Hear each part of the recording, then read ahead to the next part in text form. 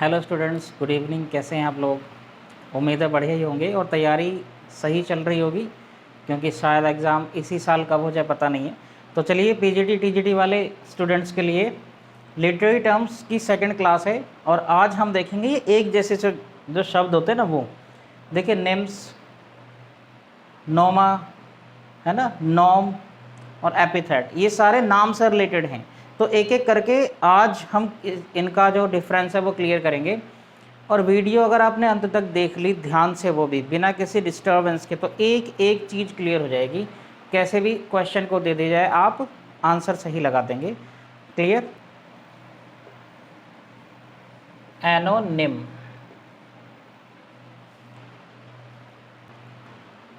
जो एनोनिम है इसका जो मीनिंग है, ये एक ग्रीक भाषा का शब्द है। कौन सी भाषा का शब्द है? ग्रीक भाषा का। जहाँ पे देखो एन, इसका अर्थ होता है विदाउट। क्या है अर्थ? विदाउट। और ओनम जो भी लिखा है, ये है ना, ओनम लिखा फिलहाल, तो इसका अर्थ होता है नेम। सही है। वैसे भी आप एक चीज़ ध्यान रखना, जहाँ NYM नेम आ गया उसका मतलब हमेशा नाम से रिलेटेड है वो। क्लियर? तो इसका मतलब देखिए क्या हुआ, विदाउट नेम। तो इसका जो अर्थ है ना वो कुछ भी नहीं है, अपना नाम छिपाना है। अगर मुझे अपना नाम बिना बताए किसी को कोई मतलब लेख लिखना है, तो मैं कोई दूसरा नाम जो लूँगा, फिक्सियस नेम जो होगा, वो फॉल्स नेम जो होगा, उसको क्या बोला जाता है? एनोनिम। इसको हम यूज़ करते थे गाइस पुराने ज़माने में, लेकिन इसके लिए जो अब यूज़ करते हैं वो है स्यूडोनिम। स्यूडोनिम, तो स्यूडो का आपको पता ही है, स्यूडो का मतलब क्या होता है? फॉल्स, है ना। और नेम का मतलब क्या बताया मैंने? नेम, यानी फर्जी नाम, झूठा नाम जो है, या फिर एक दूसरा नाम जिससे आप अपनी असली नाम को छिपा सकते हैं, ऐसे नाम दिया गया वो क्या कहलाता है? स्यूडोनिम। क्लियर? यानी एनोनिम पुराने ज़माने में यूज़ होता था, जिसके लिए अब यूज़ करते हैं स्यूडोनिम। स्यूडोनिम का मतलब फॉल्स नेम, यानी दूसरा नाम जो दिया गया है अपना असली नाम छिपाने के लिए, उसको क्या बोला जाता है? स्यूडोनिम। यानी false name used by one person to be anonymous, है ना। अनोनिमस बना रहने के लिए वो यूज़ क्या होता है? एक दूसरा नाम रख लेते हैं। जैसे सबसे बढ़िया उदाहरण रहेगा गाइस, जॉर्ज ऑरवेल।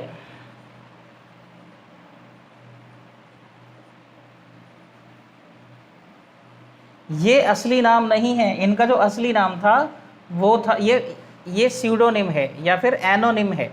ये जो नाम है ये क्या है? स्यूडोनिम या फिर एनोनिम, क्योंकि इनका असली नाम था एरिक ब्लेयर। सही। तो अपने असली नाम को ना बताने की वजह से, ना चाह रहे होंगे बताना, ये इन्होंने एक दूसरा नाम लिया, स्यूडोनिम जिसको कहते हैं जॉर्ज ऑरवेल। तो इनका जो स्यूडोनिम है एरिक ब्लेयर का, वो क्या है? George Orwell. क्लियर? तो बहुत ही इम्पॉर्टेंट टॉपिक है, समझ में आ गया हो गया। अगला है एंटोनोमेसिया। एंटोनोमेसिया, ये जितना भयानक शब्द आपको दिखने में लग रहा है ना, उतना ही इजी है। क्लियर? इस कैसे इजी है? इसका जो मतलब है गाइस वो है टू नेम डिफरेंटली, या to call by a new name. Antonomasia का मतलब ही क्या है? टू नेम डिफरेंटली या फिर to call by a new name. Antonomasia का मतलब है ये। अब देखिए है क्या, एंटोनोमेसिया उसके लिए यूज़ करते हैं जब आपको किसी का असली नाम न लेना हो, आपने उसको एक नया नाम दे दिया हो। ज़्यादातर मीडिया करता है ऐसा, है ना। जैसे पुराने दौर में 1600 के आसपास जब इनका दौर था शेक्सपियर वगैरह का, तो शेक्सपियर को नाम दिया गया था द बार्ड, है ना। क्या दिया गया था नाम? The bard. किसको बोला जाता है? शेक्सपियर को, है ना। अब एक और उदाहरण मैं दे रहा हूँ, लिटिल मास्टर। लिटिल मास्टर किसको नाम दिया गया था? सुनील गावस्कर को। सुनील गावस्कर, इनको क्या नाम दिया था? Little master. अब आप कह रहे होंगे ये तो गलत पढ़ा रहे हैं। गलत नहीं है, लिटिल मास्टर ये जीएस का सवाल है। लिटिल मास्टर जो कहा जाता है वो सुनील गावस्कर को कहा जाता है। एंटोनोमेसिया है उनके लिए, ये सुनील गावस्कर के लिए एंटोनोमेसिया क्या है? Little master. सचिन तेंदुलकर को लिटिल मास्टर ब्लास्टर बोला जाता था, है ना। लेकिन बाद में उनको भी लिटिल मास्टर कहने लगे थे, लेकिन अलग अलग है। तो मास्टर ब्लास्टर सचिन तेंदुलकर, यानी किसी का असली नाम ना लेके हम क्या ले रहे हैं, उसका दिया हुआ नाम ले रहे हैं। इसको क्या बोला जाता है, एंटोनोमैसिया। यानी बार्ड किसके लिए यूज होता है, शेक्सपियर के लिए। सही। तो ये जो बार्ड है, द बार्ड है कि क्या है, एंटोनोमैसिया है, किसके लिए, शेक्सपियर के लिए। ये जो लिटिल मास्टर है सुनील गावस्कर के लिए, और the little master blaster Sachin Tendulkar के लिए। क्लियर। तो उम्मीद है आपको क्रिस्टल क्लियर हो गया होगा ये वाला भी। एंटोनोमैसिया का मतलब कुछ भी नहीं है, टू नेम डिफरेंटली, मतलब उसका असली नाम ना लेके आप दूसरा नाम ले रहे हैं। अब यहाँ पे कंफ्यूजन होगा मेटोनिमी और इसमें। देखिए इसका बहुत ही ईजी सा है। एंटोनोमैसिया का मतलब होता है किसी के असली नाम के बदले एक नया फ्रेज दे देना। ध्यान देना गाइस, मैं वर्ड नहीं कह रहा हूँ, मैं क्या बोल रहा हूँ, फ्रेज। ये जो एंटोनोमैसिया होगा हमेशा ये फ्रेज के रूप में दिया हुआ होगा। फ्रेज का मतलब है group of words, not any single word. ये मेन डिफरेंस है ना। तो एंटोनोमैसिया किस में दिया गया होगा, फ्रेज। देखिए ये 2 शब्द का है, द बर्ड, ये 2 शब्द का है, लिटिल मास्टर, और सचिन तेंदुलकर के लिए क्या है वो,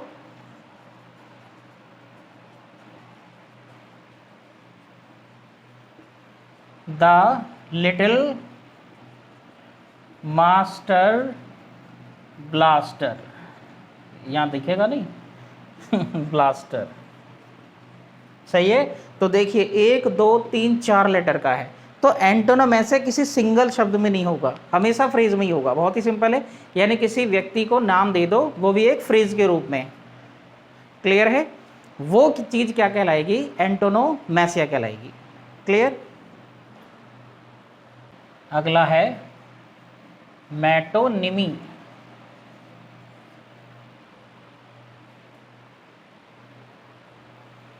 सही है। मेटोनिमी भी एंटोनोमैसिया जैसा ही है, लेकिन अंतर बहुत बड़ा है। क्लियर। तो अंतर क्या है, मेटोनिमी में कोई वन वर्ड सब्स्टिट्यूट किया जाएगा उस शब्द से, यानी उस वन वर्ड से जो कि उससे रिलेटेड है क्लोजली। क्लियर। यानी इसकी डेफिनेशन क्या हुई, change of name, change of name. सही है। इसमें आप नाम बदल देंगे, इनडायरेक्टली आप उसको कुछ और कहेंगे। इसका मतलब है one word is substituted by a new word closely associated with it। सही है। तो मेटोनिमी में क्या होगा, वन वर्ड सब्स्टिट्यूट होगा और उसकी जगह पे वर्ड ही आएगा, है ना। ये देखिए वर्ड सब्स्टिट्यूट होगा, उसकी जगह पे क्या आएगा, वर्ड आएगा। एंटोनोमैसिया में क्या था, पूरा फ्रेज आ रहा था हमेशा। अगर नाम के बदले हम फ्रेज यूज कर रहे हैं तो वो एंटोनोमैसिया ही है, और वर्ड के बदले वर्ड यूज कर रहे हैं तो वो क्या है, मेटोनिमी है। मेटोनिमी का मतलब ही क्या बताया गाइस मैंने, चेंज ऑफ नेम। अब इसके उदाहरण देख लेते हैं क्या क्या है। उदाहरण देखते ही आपको समझ में आ जाएगा, है ना। अब देखिए गाइस, यहाँ पे ये मेटोनिम्स लिखे हैं और ये उनके मीनिंग, मतलब किस लिए यूज हुए हैं। तो पहले तो आप ये देखिए, यहाँ कुछ और लिखा, वहाँ कुछ और लिखा, यानी नया नाम दे दिया हमने उसके लिए, लेकिन उससे मिलता जुलता है ना। ब्रेड का मतलब क्या है, मनी, यानी मेटोनिम मनी के लिए क्या यूज़ करते हैं, ब्रेड। जैसे वो कहावत नहीं है, ब्रेड एंड बटर, है ना। ग्रेव किसके लिए यूज़ करते हैं, डेथ के लिए। क्राउन से कौन रिप्रेजेंट है, या तो किंग या क्वीन, या फिर राज्य, साम्राज्य एक तरह से, है ना। Heart, you have taken my heart, गाने वगैरह में नहीं बोलते, इसका मतलब यू आई हैव फैल इन लव विद यू, है ना, लव। वाशिंगटन को रिप्रेजेंट कर, वाशिंगटन किसको रिप्रेजेंट करता है, यूएस गवर्नमेंट को। द बिग हाउस रिप्रेजेंट करता है प्रिजन, प्रिजन मतलब जेल। हैंड किसको रिप्रेजेंट करता है, हेल्प को। और टंग किसके लिए यूज कर लेते हैं, लैंग्वेज के लिए। सही है। तो आपको ना सेंटेंस में यूज होके आएंगे, जैसे the pen is mightier than the sword, the pen is mightier than the sword. मान लो ये आ गया, तो पेन किसके लिए यूज हुआ है? कम्युनिकेशन के लिए, है ना, या फिर शांति प्रस्ताव वगैरह लिख के दे जाते हैं तो लिखने के लिए, या फिर कम्युनिकेशन के एक माध्यम के लिए यूज हुआ है। स्वॉर्ड किसके लिए यूज हुआ है? अग्रेशन के लिए, हिंसा के लिए, है ना। तो पेन पावरफुल होता है किससे? हिंसा से, यानी शांति हिंसा से ज़्यादा पावरफुल होती है। तो ये दोनों क्या है? पेन यहाँ पे क्या है? मेटोनिम है, और स्वॉर्ड भी यहाँ पे क्या है? मेटोनिम है। क्लियर? तो उम्मीद है गाइस आपको एकदम क्रिस्टल क्लियर हो गया होगा। अगर अब भी कोई डाउट हो तो आप बता सकते हैं। अब आप ये कहेंगे कि यहाँ पे तो फ्रेज है, देखिए वन वर्ड रिप्रेजेंट कर रहा है ना, यानी वन वर्ड ही रिप्रेजेंट कर रहा है, इसलिए मेटोनिम अलग चीज़ है, एंटोनिमेसिया अलग चीज़ है। यानी अगर किसी चीज़ का उससे रिलेटेड कोई दूसरा शब्द दे दिया तो वो क्या कहलाएगा? मेटोनिमी है। और अगर किसी को नाम ही हमने नया दे दिया, है ना, तो वो क्या कहलाएगा? एंटोनोमेसिया कहलाएगा। क्लियर? अगला है एपिथेट। तो एपिथेट जो भी, ये भी है ग्रीक भाषा से लिया गया है। इसका जो मतलब है ना वो है एन एडजेक्टिव और अ फ्रेज एक्सप्रेसिंग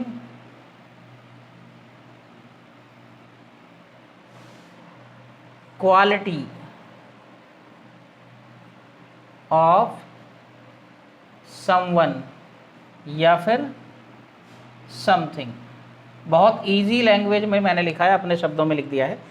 तो ये तो बहुत ही ज़्यादा क्लियर है, इसमें कोई डाउट हो ही नहीं सकता। देखिए कोई एडजेक्टिव होगा, एडजेक्टिव मतलब उसकी क्वालिटी को बताने वाली चीज़ें किसी इंसान की क्या कहलाते हैं? एडजेक्टिव कहलाते हैं। या फिर कोई फ्रेज होगा जो एडजेक्टिव का काम करेगा, है ना। ऐसे जो जितने भी हमने दिए होंगे टाइटल्स वो क्या कहलाते हैं? एपिथेट। जैसे उदाहरण देखते हैं, देखिए अकबर द ग्रेट। तो ग्रेट क्या है? एक एडजेक्टिव है ना। देखिए अकबर हमने नाम नहीं हटाया, बस उसको एक क्वालिटी, ये एट्रीब्यूट कर रहा है ना।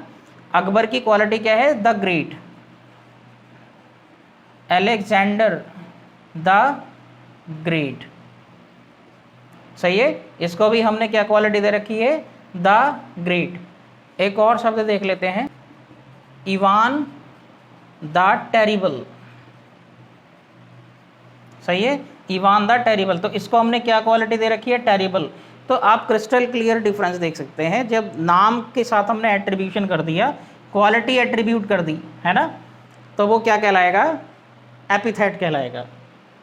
क्लियर है?